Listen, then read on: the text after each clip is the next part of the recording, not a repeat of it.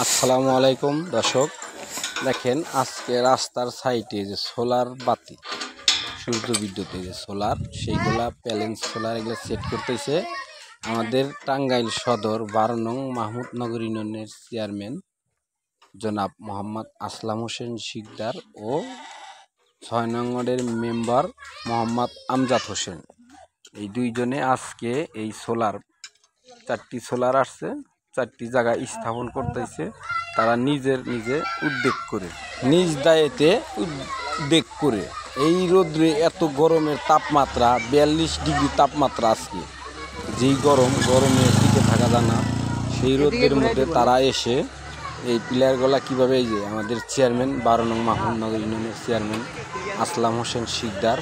এই যে ও আমজাদ মেম্বার 6 নং ওয়ার্ডের মেম্বার, তারা এসে এই যে উদ্বোধন করলো এবং কাজটি কোন কোন জায়গায় কিভাবে রাস্তার সাইডে গাড়ালে রাত বিরাতে গাড়ি ঘোড়া হয়েছে।